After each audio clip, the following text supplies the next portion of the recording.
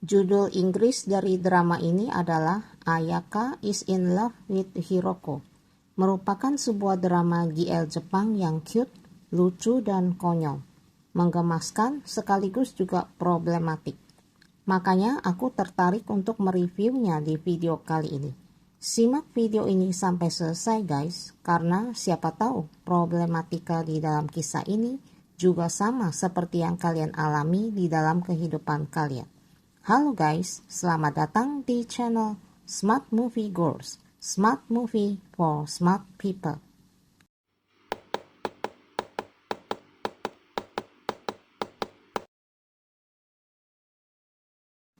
Drama ini terdiri dari 2 season. Season 1 terdiri dari 8 episode. Season 1 tayang pada tahun 2024, sedangkan season 2 terdiri dari 6 episode dan tayang pada tahun 2025 dengan durasi per episode sekitar 24 menit.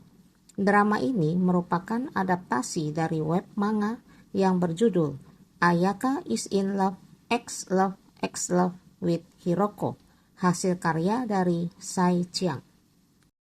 Pemeran utama dari drama ini cuma ada 2 orang, yaitu Usaida Ayaka dan Kano Hiroko. Ayaka adalah gadis yang cute, lucu, tapi agak konyol. Sedangkan Hiroko menggemaskan dan problematik. Kisah drama ini bersetting di tempat kerja, yaitu di sebuah kantor yang bisnisnya bergerak di bidang media massa. Sebenarnya kisahnya sangat sederhana, cuma menceritakan bagaimana usaha dari Ayaka untuk mendapatkan cinta dari Hiroko.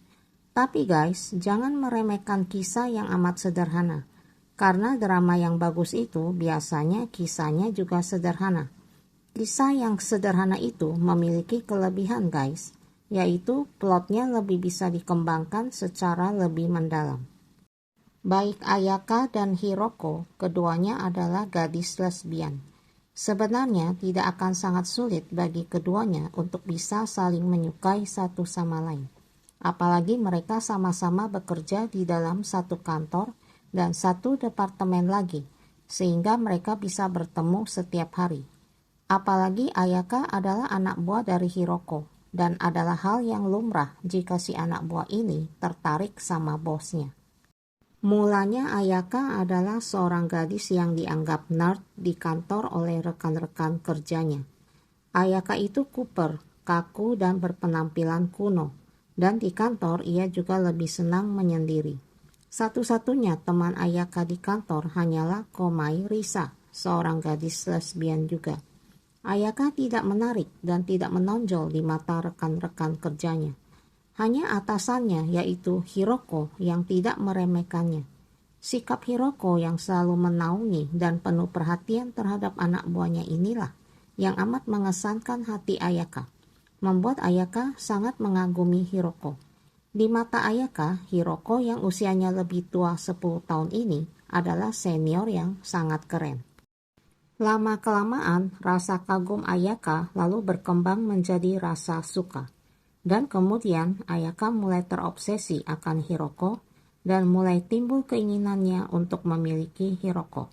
Rupanya obsesi ini terus meningkat, yang kemudian mulai mengubah kepribadian Ayaka. Ayaka merasa Hiroko tidak akan menaruh perhatian khusus kepadanya kalau diri dan penampilannya seperti ini.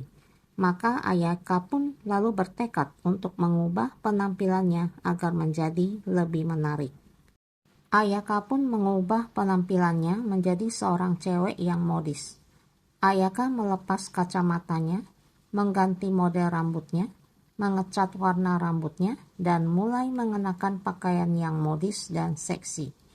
Ia mengubah kepribadiannya yang tadinya pendiam dan kaku menjadi ramah dan ceria. Rekan-rekan kerjanya dibuat kaget oleh penampilan Ayaka yang berubah total. Tapi rata-rata mereka senang dan bisa menerima perubahan diri Ayaka dengan positif. Bukan hanya sampai di sini, Ayaka juga mulai melancarkan strategi khusus untuk menarik perhatian Hiroko. Ia mendekati Hiroko dengan gencar dan mulai melancarkan teknik-teknik rayuan untuk memikat bosnya itu. Dan aksi Ayaka ini ditunjukkan dengan begitu masifnya, sehingga malah terlihat lucu dan konyol. Lalu apakah pikatan Ayaka ini berhasil terhadap Hiroko? Sepertinya iya, tapi juga tidak. Hiroko memang terlihat kaget melihat penampilan Ayaka yang bombastis ini. Di dalam hati Hiroko, Ayaka berubah menjadi seorang gadis muda yang menarik. Tapi apakah Hiroko menjadi jatuh hati terhadap Ayaka? Hiroko kelihatan menyukai Ayaka, tapi anehnya Hiroko justru terlihat berusaha menghindari Ayaka. Semakin gencar Ayaka melancarkan PDKT, Hiroko malah semakin gencar menghindar. Kenapa bisa begitu? Oh, ternyata hal ini ada alasannya. 10 tahun yang lalu, sewaktu Hiroko masih seorang junior di dalam kantor, Hiroko tertarik dengan atasannya yang adalah seorang wanita. Wanita ini di mata Hiroko itu sangat keren, seorang senior teladan yang dikagumi dan berprestasi. Hiroko sangat memuja wanita ini, dan Hiroko terang-terangan menunjukkan perasaan cintanya kepada wanita ini. Bosnya ini kelihatan juga menyukai Hiroko. Hubungan mereka pun mulai menjurus kepada hubungan percintaan.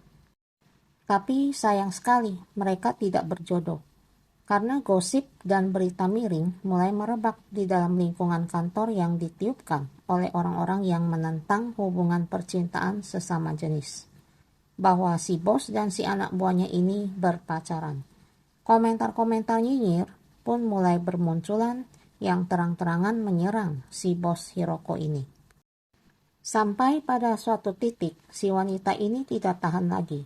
Kemudian wanita ini lalu mengambil keputusan untuk mengundurkan diri dari pekerjaannya itu demi untuk menjaga reputasi dirinya dan untuk melindungi diri Hiroko, anak buahnya, agar tidak menjadi sasaran bully.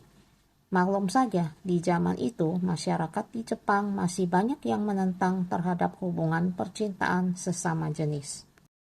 Setelah bosnya mengundurkan diri, putus juga hubungan di antara mereka. Hati Hiroko pun menjadi hancur. Perasaan cintanya kandas. Hiroko menjadi terpukul. Pengalaman pahit ini menggoreskan rasa trauma yang dalam di dalam dirinya. Hiroko menyalahkan dirinya sendiri, bahwa bosnya terpaksa harus berhenti dari pekerjaannya karena diri Hiroko. Semenjak itu, Hiroko terus menyesali diri dan merasa bersalah terhadap bosnya itu. Pukulan batin ini lalu mengubah kepribadian Hiroko. 10 tahun yang lalu, Hiroko adalah seorang gadis lesbian yang suka pelesiran. Di luar pekerjaan, ia sering nongkrong, minum-minum dan menghabiskan waktunya berhura-hura di sebuah klub lesbian. Hiroko sudah memacari banyak wanita lesbian sampai ia dijuluki sebagai seorang playgirl. Tapi sayangnya hubungan ini nggak ada yang serius dan tidak pernah berlanjut ke jenjang berikutnya. Kemudian Hiroko jatuh cinta secara serius dengan bosnya di kantor. Tapi cintanya kandas di tengah jalan ketika bosnya meninggalkannya dan memilih keluar dari perusahaan tersebut untuk melindungi reputasi mereka. Sejak itu Hiroko pun mulai berubah. Ia berhenti berpacaran dengan wanita lesbian dan menghindari urusan relationship. Ia takut digunjingkan di kantor dan tidak mau terluka kembali. Sejak itu, Hiroko menenggelamkan dirinya pada pekerjaannya. Ia bekerja keras di kantor dan 10 tahun pun berlalu dengan cepatnya. Dan sekarang Hiroko sudah menempati posisi bosnya itu. Hiroko berusaha keras menjadi senior panutan di dalam kantor. Ia terus fokus dengan karirnya. Karirnya terus meroket. Anak buahnya sangat menghormatinya. Di mata anak buahnya, Hiroko adalah seorang bos yang baik dan selalu ngemong anak buah. Ayaka tidak tahu tentang masa lalu Hiroko. Jadi ia merasa aneh dan penasaran ketika Hiroko terus-menerus menghindar dan tidak menanggapi perasaan cintanya. Sebaliknya, Hiroko berusaha menutupi perasaannya dengan asumsi bahwa Ayaka adalah seorang gadis straight yang hanya mengagumi atasannya belaka. Dengan demikian, Hiroko memiliki alasan untuk bisa melepaskan diri dari Ayaka. Di season 1 ini hanya menceritakan upaya Ayaka di dalam memikat hati Hiroko. Di akhir season 1, Ayaka akhirnya berhasil menaklukkan hati Hiroko. Hiroko akhirnya menyerah juga atas cinta Ayaka. Mereka akhirnya bisa menjadi sepasang kekasih. Setelah Ayaka memahami masa lalu Hiroko dan meyakinkan Hiroko bahwa cinta mereka akan baik-baik saja, apapun yang terjadi. Ayaka dan Hiroko lalu tinggal bersama di dalam satu apartemen. Tahu-tahu 1 tahun berlalu dengan cepatnya dan Ayaka dan Hiroko masih tetap tinggal bersama. Di dalam season 2 diperlihatkan bahwa hubungan Ayaka dan Hiroko ini tetap tidak terluput dari problematika. Di saat mereka jadian menjadi sepasang kekasih, Ayaka senangnya bukan main dan merasa mimpinya sudah menjadi kenyataan. Tapi anehnya, di dalam setahun mereka hidup bersama, Hiroko tidak pernah menyentuh diri Ayaka. Sebaliknya, Hiroko terus memperlakukan Ayaka bagaikan batu permata yang harus selalu dijaga dan dilindungi. Sebaliknya, Ayaka hanya ingin dirinya dicintai oleh Hiroko secara seutuhnya, sebagaimana layaknya pasangan. Tapi Ayaka tidak tahu bagaimana harus mengungkapkan hal ini kepada Hiroko. Sebaliknya, Hiroko justru tidak berani menyentuh Ayaka, karena Hiroko takut dirinya akan menyakiti Ayaka.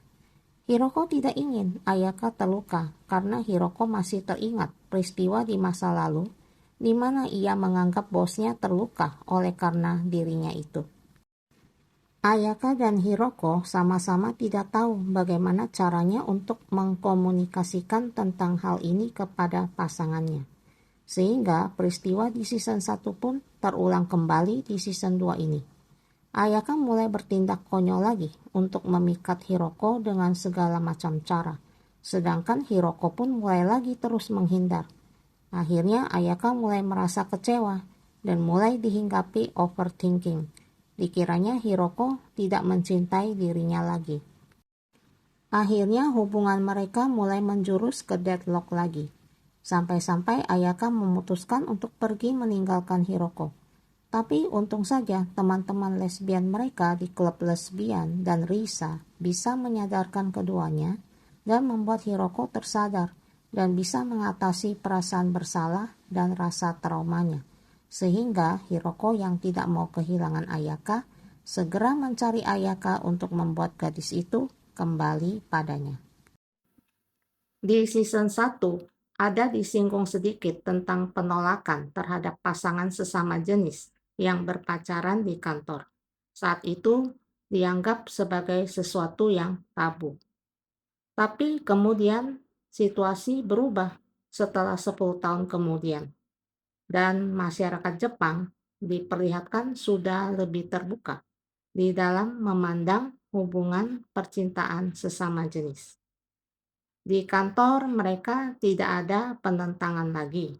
Dan di dalam keluarga Hiroko sendiri juga diperlihatkan bahwa ibunya Hiroko tidak menentang ketika ia menyadari bahwa putrinya itu ternyata berpacaran dengan sesama wanita.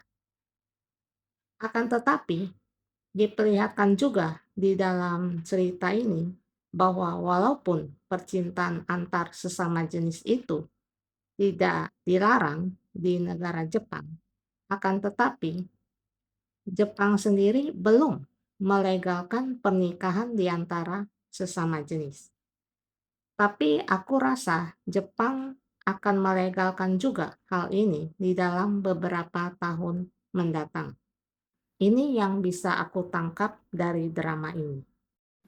Lalu yang bisa diambil pelajaran dari drama ini adalah bahwa menjaga relationship yang sehat itu perlu adanya usaha. Masing-masing pihak harus berani mengkomunikasikan tentang masalahnya untuk menyembuhkan trauma di masa lalu, agar tidak terus-menerus overthinking terhadap pasangannya dan untuk menghilangkan salah paham. Usaida Ayaka diperankan oleh Kato Shiho yang merupakan mantan idol dari girl group Hinata Jaka 46, generasi pertama. Sedangkan Kano Hiroko diperankan oleh Mori Kana, yang juga seorang model. Mori Kana ini dikenal sebagai aktris pemeran utama di dalam serial Kamen Rider. Demikianlah guys, pembahasan dan review drama Ayaka-chan wa Hiroko Senpai ni Koishiteru Season 1 dan Season 2 sampai di sini. Terima kasih sudah menonton dan sampai jumpa lagi di video berikutnya. Salam!